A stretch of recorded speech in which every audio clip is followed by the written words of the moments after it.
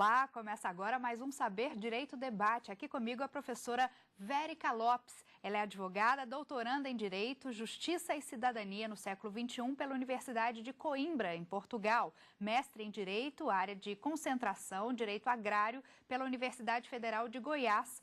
Gestora do curso de Direito e professora de Direito Constitucional e Processo Civil na Universidade Salgado de Oliveira, Universo, em Goiânia.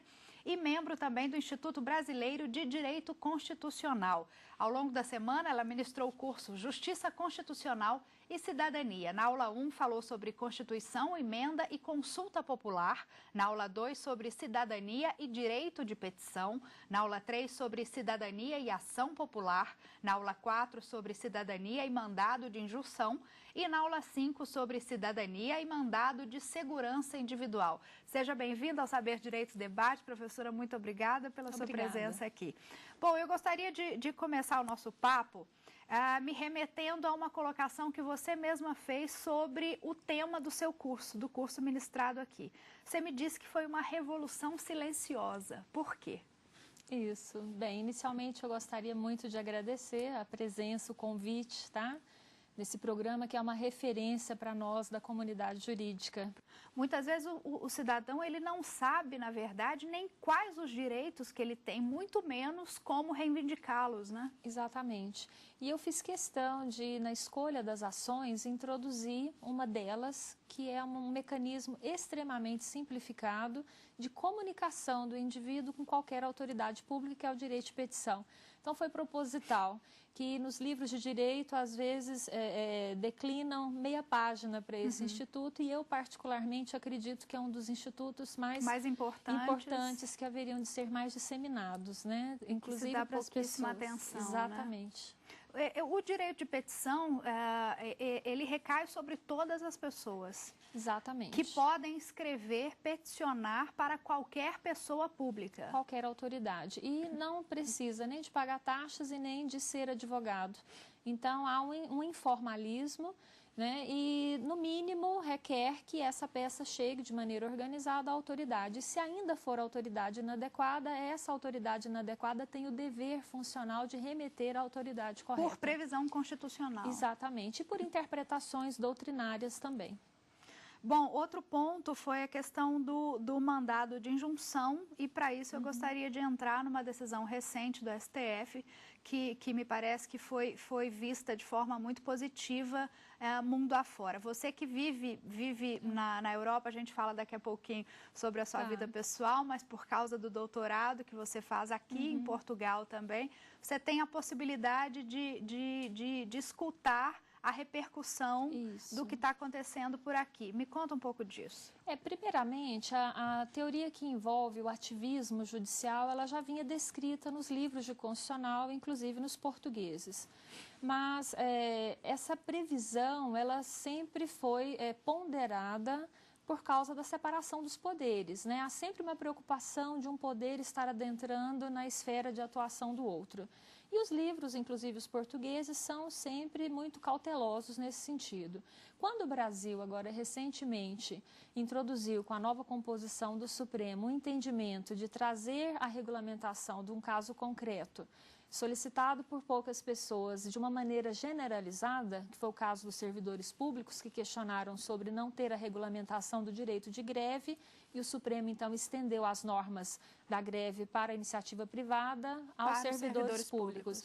Isso então demonstrou a vanguarda que os membros do Supremo atuais veem sobre a situação de que o judiciário não está se intrometendo, que na verdade ele está com um compromisso social. E no seu ponto de vista, isso seria o que para o direito brasileiro? Eu percebo que o Brasil, num cenário internacional, ele está dando uma aula em termos normativos. Nós temos dispositivos de lei que, principalmente onde eu estou convivendo, não possui.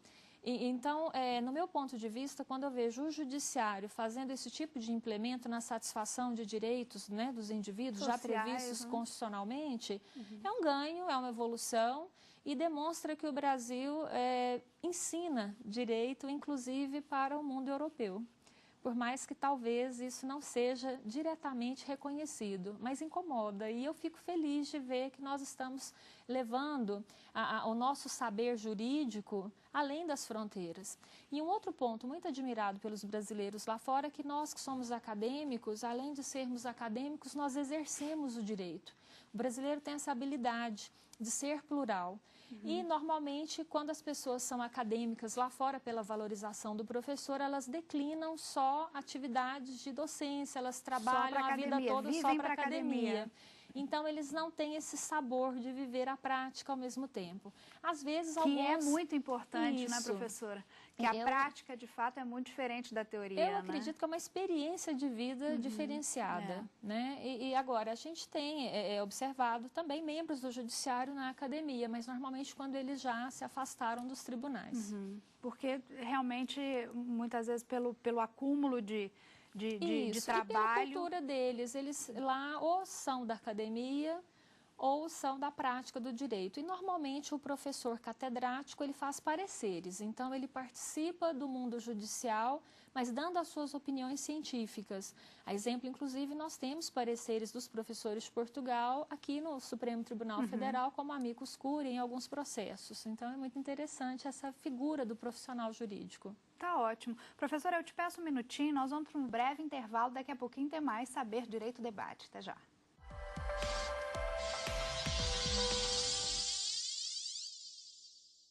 Já voltamos para o nosso segundo bloco do Saber Direito Debate e aqui comigo a professora Vérica Lopes. Além de todo esse currículo no mundo jurídico, ela também fez administração, não é isso, professora? Isso. E é doutoranda, como eu disse no primeiro bloco, na Universidade de Coimbra. Isso. Fica lá e aqui, como é que está sendo essa vida? E outra coisa, o seu tema do doutorado foi muito pensado e é bem especial. Conta pra gente um pouco. Bom, inicialmente, estudar em Coimbra era um desejo antigo. Então, nós planejamos estar em Coimbra durante muitos anos. E o curso é presencial. No primeiro ano, há necessidade de residir, né, na cidade de Coimbra, que se eu pudesse, fosse mais jovem, seria para mim, assim, maravilhoso. É uma cidade encantadora, a acolhida do povo trabalhador, né, da cidade é fantástica, é muito interessante. Porém, a minha vida profissional, eu advogo, né, sou professora, embora a minha universidade, onde eu trabalho, desde 2000 e coordeno o curso de Direito, ela me deu um suporte incrível para estar fazendo esse curso. Mas o escritório de Direito tem prazos, tem publicações, né, e há um compromisso com os clientes. Por fim, nós então administramos, quando lá chegamos e vimos da necessidade de permanecer no mínimo no primeiro ano, eu analisei então o regulamento do curso. E como professora, eu falei, devo ter um mínimo de aulas que eu posso, né, me ausentar. E assim eu administrei e tive meses que eu fiquei 15 dias lá e 15 dias aqui. Então foi corrido mesmo, muito né? corrido, mas momentos fantásticos. É aquela e a questão. Previsão para o término, para a defesa? São 5 anos o curso, tá? É um doutoramento que se equipara aos cursos do Brasil. Há um reconhecimento possível na Universidade Federal de Goiás. Nós temos outros brasileiros, inclusive membros do Ministério Público lá conosco. E a previsão, então, é para daqui 5 anos. E você, quando faz a seleção, você apresenta um projeto de uma ideia inicial, para, inclusive, você ser aceito pela instituição, que é uma instituição desde 1200, né? Uma instituição muito antiga. Então, há uma tradição dentro de Portugal, é a melhor universidade dentro de Portugal. E, a princípio, desconfiaram do seu tema. Isso, eu fui com o propósito de que precisava achar um mecanismo de controle para essas verbas brasileiras, porque nós pagamos impostos, né, numa monta muito alta, muito vultosa. Eu falei, gente, mas nós temos tanto dinheiro, por que nós não conseguimos ter um serviço público de qualidade? Quando eu viajo a outros países, eu fico percebendo transportes, saúde, né? A qualidade é diferente. E o povo brasileiro muito sofrido, muito sacrificado. Para que você tenha ideia, nós temos que trabalhar várias horas, ou às vezes em mais de um emprego, né? E somos criativos. E, enfim, pensei em alguma coisa ligada a controle dos 3 poderes e dentro da minha experiência constitucional que eu pudesse traçar um projeto de emenda constitucional aparando as arestas. E assim eu estabeleci a minha ideia e nunca tinha exposto nem isso aos meus colegas de doutoramento de lá. Por fim, nesse momento, todo mundo me questionava, os professores principalmente, porque agora eu preciso entregar trabalhos, que são papers, e já direcionei para que eu pudesse dinamizar meus estudos. E os professores acharam estranho, olha, mas você vai falar mal do Brasil, precisando mexer na Constituição, fazer emenda, né? Senti um descaso, um desestímulo deles para estarem comigo. E, de repente, acontece no Brasil essas manifestações, e de maneira que chamou, né, a atenção do cenário internacional. E aí eu percebi, já em respostas de e-mails dos meus professores, que mudaram os olhos em relação que eles ao tema. compreenderam do que eu estava falando, porque até Da sua então ambição, né? tinham a ideia de que o Brasil ia muito bem, né? Entendi. E de que os programas sociais eram 100% satisfatórios. Então, eu acredito que a surpresa que eu presenciei por lá não é só exatamente dos países que eu tenho convivido, mas com certeza de outros continentes também. Bom, e além disso, ela é escritora. Além de ter... vamos falar a verdade, não é, professora? É uma escritora. E apesar de não ter livros jurídicos publicados, ela tem material para isso, não é isso? Tenho. Tem material e tem um publicado, aliás, um que vai sair... Vai sair agora esse semestre. Esse semestre agora, segundo semestre, que é a Felicidade Paz S.A. Me conta um pouquinho dele, professora.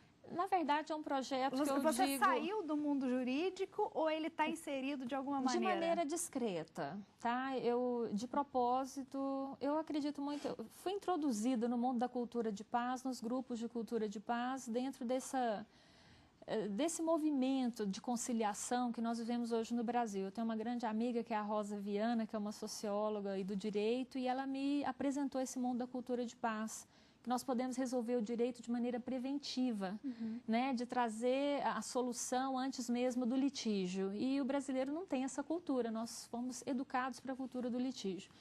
E, por fim, eu tenho um hábito, vou até externar isso de maneira muito pessoal, eu chego na sala de aula todos os dias sorrindo. Eu acho que eu preciso contagiar as pessoas, porque elas já vêm de casa com muitos problemas. E se contagiar também, né? E eu preciso também estar feliz, porque dar aula é uma coisa porque muitas vezes a gente nem está, de fato, mas só aquela atitude já te ajuda. E comecei a perceber nas posturas, ao longo desses 12 anos de docência, vou fazer 13 agora esse ano, as pessoas muito infelizes, muito insatisfeitas, às vezes procurando o direito por causa do concurso, sem uma expectativa, né? Ou então pensando em aposentar. E eu falei, gente, mas não é possível que uma pessoa pode viver a vida inteira esperando a aposentadoria, isso está errado. Então, talvez, pela minha formação familiar, eu não venho de lastro de serviço público, todo mundo tem que trabalhar de maneira a que as coisas deem certo, né? E todo mundo é feliz e consegue sobreviver. E eu pensei, poxa, eu acho que está faltando aí a gente analisar a essência desse dia a dia das pessoas. Então, eu escrevo esse livro, eu vou confessar, já deve ter 5 anos que esse livro veio sendo formatado. Finalizei o livro, mas aí eu passei desde os contextos pessoais, da pessoa se conhecer e saber o que quer, e até mesmo chegar nas relações afetivas, nas relações de trabalho, da pessoa se reinventar. E eu deixo ali um recado da pessoa buscar felicidade no consumo, na questão do direito, nos conflitos pessoais e familiares. Bacana. E até mesmo transcendendo para as fronteiras entre... realmente civilizações. Então, é um livro modesto, simples, pequeno, mas eu acredito que eu vou aí deixar um recado na minha existência. Eu acho que todo mundo tem que escrever um livro durante a vida, e esse eu acho que vai ser meu livro. Você já escreveu vários, né? Outra obra interessante que eu tenho certeza que há de fazer sucesso, né? Vamos ver, que é o seu projeto Direito Constitucional para Crianças. De onde surgiu essa ideia e como, professora, você conseguiu colocar um tema tão complexo numa linguagem tão simples para as crianças? Esse livro, ele só ainda não foi publicado, eu preciso agora adaptá-lo às modificações da família brasileira, né? Hoje, eu preciso escrever numa linguagem para as crianças, hoje, que nós temos um formato diferente, eu acho isso fantástico, eu vou ter que achar a linguagem especial para isso. Porque a criança, ela tem que amadurecer dentro do seu tempo, né? Então, eu vou ter que achar a linguagem perfeita dessa sutileza. Mas, o que aconteceu com esse livro?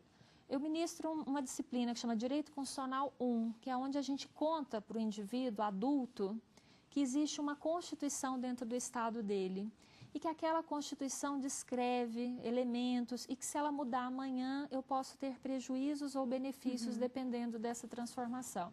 Só que todo mundo de repente fica chocado de pensar que não participa da vida política, mas que a Constituição está numa situação de risco.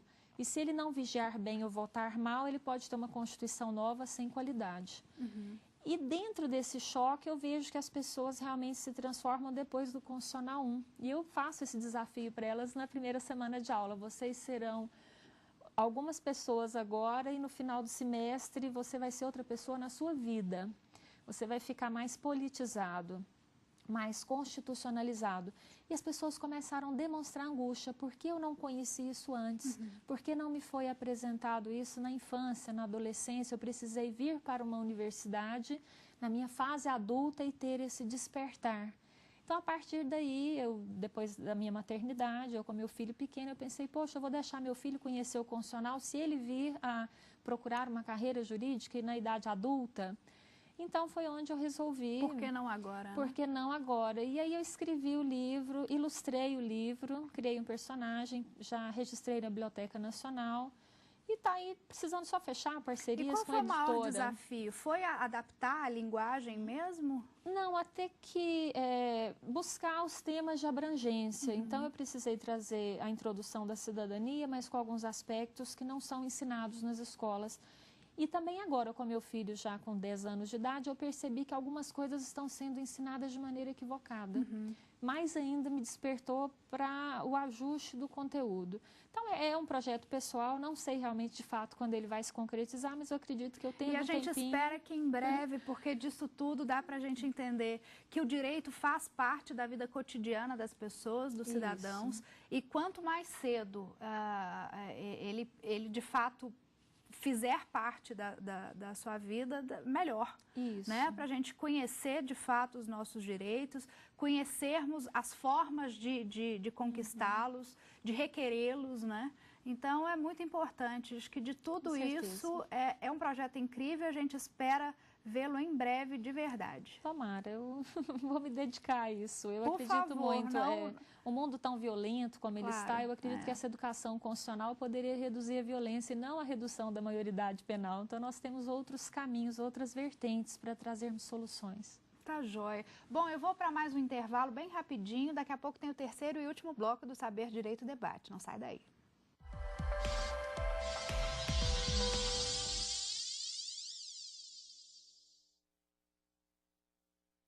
Não perca no TVTST desta semana. Tribunal Superior do Trabalho realiza segundo Seminário Nacional de Prevenção de Acidentes de Trabalho.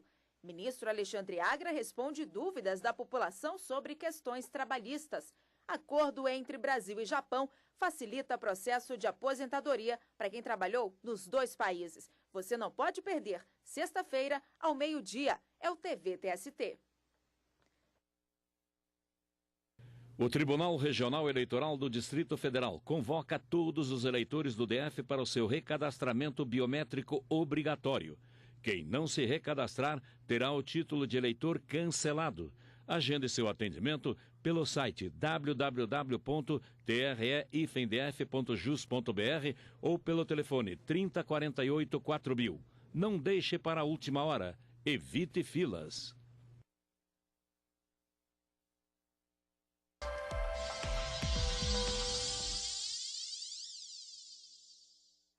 Já voltamos para o terceiro e último bloco do Saber Direito Debate. Aqui comigo a professora Vérica Lopes. Bom, chegou a hora dos livros, a gente sempre pede para que os professores indiquem obras para os alunos estudarem. Então, vamos a elas.